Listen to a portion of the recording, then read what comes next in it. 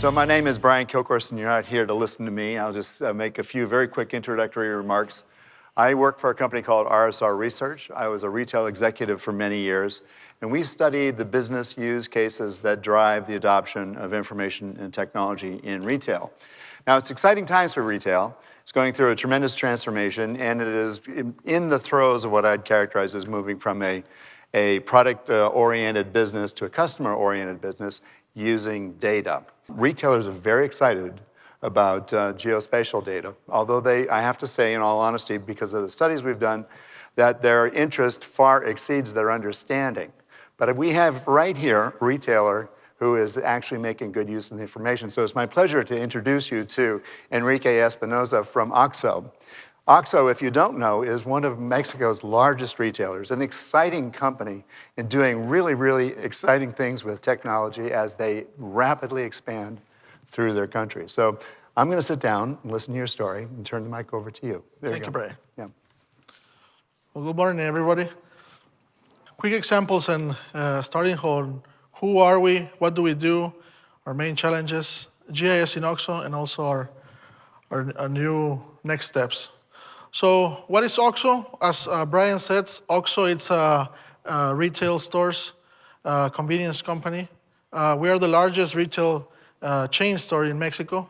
We have more than 18,000 stores, 18,200 the past month. And we are opening in a rate of 1,300 stores per year. We also have 12 million customers visits per day, and that allows us to enter the whole population of Mexico within a week. So there's many moments where our customers get into our stores and improve our sales in that area. So our CEO, everybody talks about our company is like a bicycle, has only two pedals. One of those, it's the growth of our own sales, and the other one, it's expansion. So expansion has been a really powerful way to increase our growth in our company. So maybe one day we can conquer the Aztec pyramids and also have cold beers because it's a sunny day. So not so far from today, maybe one day we can have a store in there. What are our main challenges in this journey is as a GIS platform? First of all, the enterprise GIS all across the company. So it's very important for us to acknowledge we are starting on the expansion department, the real estate department. And because it's obvious, the site location and the information of location analytics are mainly focused on expansion teams. But it's not sufficient to be getting numbers and statistics and analysis on the expansion team, besides getting information all across the company. So our enterprise as a GIS, it's very, very, very important. Also, the IT architecture to meet our needs. In OXXO, we have a very customized architecture, a very customized deployment of our IT infrastructure. So it's very important for us to get this architecture well done and very assembled in order to provide us all this great information for GIS, not only as a new product or something that has to be developed with a new platform or an app or everything. So IT has to be on board and getting all this new perspective in the architecture way. We do make some sales forecasts, but I think with GIS, this will be very much helpful for us to improve our sales forecast. Getting all the data in the same platform and correlating information and indicators and KPIs, it will be better for us to improve our sales forecast. Also, one of our main topics is cannibalization. With 18,000 stores, getting new stores starts making a challenge. So cannibalization for us is one of our main KPIs that has to be very focused on. And of course, GIS help us to correlate the information and also make more scientific our decisions for the new stores. Navigate to digital transformation, as the previous presentations told us, it's a reality. Digital transformation is now coming in every sector, and retail stores is not an exception. I think the customer behavior has been changing since the past couple of years. So we have to improve and get better on our value proposal in this new digital transformation. So it's definitely a challenge in order to get on the right track. And obviously under who our customers are and what they want. We need to know exactly what they want, when they want it, and where they want it.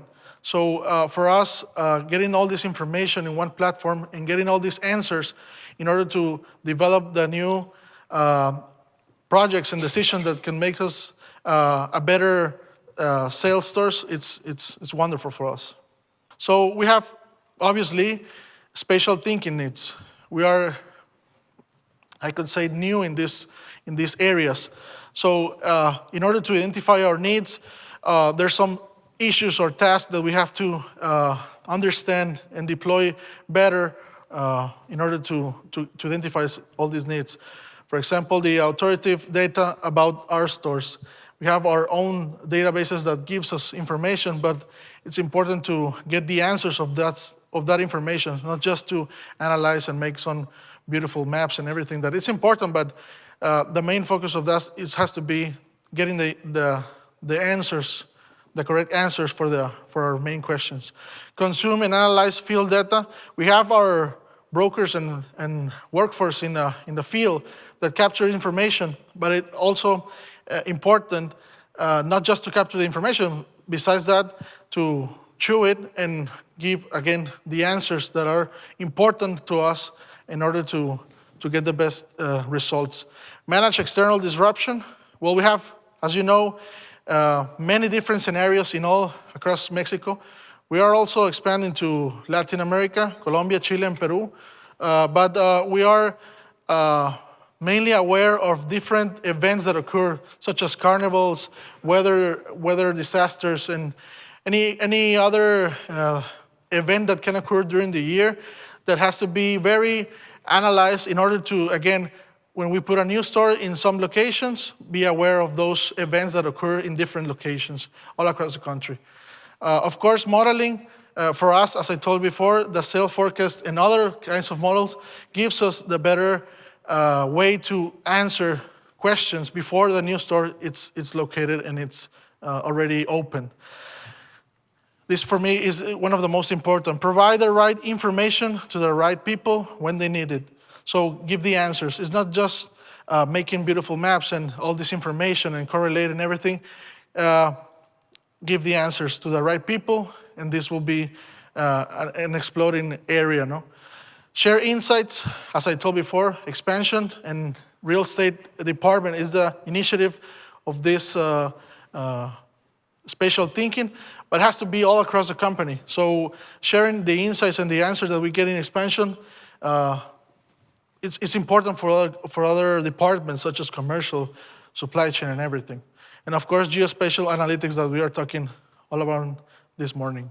We are doing right now some information and some analytics, such as, for example, store segmentation. We already have layers of information that can give us whether we have or not already a store open in some places, what segmentation or what kind of store should we open in that. And this information drives us the strategy of expansion in certain ways. If I already know that, for example, my neighbor stores are better than my street stores, well, should I prioritize the neighbor stores in order of getting the more profitable stores first than the other ones? So store segmentation knowledge, it's very important for us. Also sales potential. I already know the behavior of my actual stores. Or for example, if I need to, again, search for a profitable market already know this layer that can give us the potential of sales in different segmentation and different SKUs. And of course, as I told before, the field work, the field data that all of our brokers that are on the streets can give and provide information in order to locate and make some analytics. Our next steps, develop dashboards in order to chew information and also give answers. Integrate store segmentation with expansion, as I told before. Segmentation is a very helpful way and a very important part of the job that has to be understood. Share analysis all across the company. It's not just an expansion topic, it's market and supply chain, security, etc. And also improve our fieldwork. With these tools, with GIS, I truly believe that our fieldwork can be improved in several ways and in several KPIs. GIS gives us, as I told, avoid cannibalization. We need to understand it and also managing the cannibalization the right way. Improve self-forecast, identify what we call our white areas, search for them. There are not so much left white areas with 18,000 stores, but there are some. We need to search for them and also conquer them. Drive faster decisions and maximize our market potential. I know that the past success does not guarantee future achievements. So what we've done in the past doesn't ensure what we're going to do on the next day. So GIS, I think, it's a way to make things differently in order to make profitable stores. Thank you. Thank you. Well done, well done. Very interesting stuff. Have a seat. I think we have a few minutes to chat. Thank you. What an interesting story. There's so many places we could start, but you've been with the company about 7.5 years now, Yep. Is that right? You have an engineering background. Yeah, That's I'm an right. industrial engineer. How did you get started down this road? How did that happen? Well, that's interesting. When I came first to expansion team, I did not know anything about expansion. But I'm a process guy, you know. As an engineer, I'm a process guy. So I entered to the process expansion team. So that provides me the opportunity to improve actual processing in the expansion team and also getting deep dive into the tools and processes that are already written in expansion team and also started to improve them and to get better results. So I'm a retailer as well, and we've used geographic information and demographic information for as long as I can remember to choose the right corner of the store. And we do things like check census data, check growth plans within an area, check school registration data, those kinds of things. It's all basically standard stuff for retailers, but it's also very static data. Yes. But you've made a transition to the dynamic world by talking about GIS data as an important input into that decision-making process. Talk to me a little bit about how that got started with the executive team. How did they change their ways? Yeah, as you say, the old school or the old-fashioned way of making stores in a greenfield, it's very obvious. The static information, demographic, traffic, peatones, it's very simple to interpret that information. Right. But as you say, we have now information, moving information, and for example, something so simple as live traffic. Live traffic today gives us a huge amount of information that can provide us the best corner to be at in a store of a traffic, vehicle traffic. So we are improving our KPIs and improving our information that it's on date. And of course, we cannot lose the information that is static, that is also surveys from other companies and etc. But our fieldwork also keeps daily improving our information that can provide us better analysis. So I think it's a daily job to increase that information. It's interesting too. You also mentioned this notion about segmentation. In the study that we've done about 2 studies on adoption of GIS information in retail. And retailers are very interested in using the information to localize their assortments based on consumer behavioral data that they're getting from GIS and from the e-commerce side of the world, all the digital search stuff. So this is interesting. And in my day, we had half a dozen models, perhaps. That was it. But you're localizing quite a bit, and it raises the question when I think about your stores, especially in urban areas. Your presentation is very dense. You don't just control a corner; you control a town. Mm-hmm. How localized do those segments get defined in a dense area? Say, for example, like Puerto Vallarta or Tijuana, just 12 miles down the road. Yeah. You have, I think, 3 stores there. Yeah. Yeah. Yeah, so we have the store segmentation and also consumer segmentation. Right. And I think the combination of those two variables gives us the better answer in order to where to put our stores. I don't know if you notice here in Tijuana, but for example, we have 2 stores right across each other, one in front of the other one. Right. Because they attend different traffics, they attend different consumers. So when we understand the difference between a behavior of a person that goes to work and goes to one of our stores when it's lunchtime or maybe to a breakfast, it's very different from the perspective of a person or maybe a mother that is getting back to her house, and he's getting his bread and milk and everything. So understanding this difference between the store segmentation besides the location of it, but also the consumer segmentation, the combination of those two variables gives us the answer in order to So improve it. literally across the street, you might have different presentation. Yeah. That's just fascinating. So I was doing a lot of research on your company. It sounds so fascinating. And one of the exciting things that you're doing is just announced this year was your relationship with Amazon. So they're now delivering through your stores, and you accept payment on their behalf. Yes. It's always nice to make a percentage of somebody else's money. That's a good move. But this does raise the question of e-commerce, and I know you're also experimenting with that, I think, at Mexico City? Yes. Yeah, talk about how GIS plays into that. Yeah, we have a test, especially with Amazon in Mexico City, where we deliver to our customers the packages that Amazon gives us. Right. We are using our location facilities and our location, multi-play location, in order to improve the delivery of Amazon. And that it's a combination of new businesses that we are developing. For example, as you say, for example, the ATMs and cashiers and banks have certain locations, and now we are using our locations in order to improve and to get people to make their transactions and deposits and pay their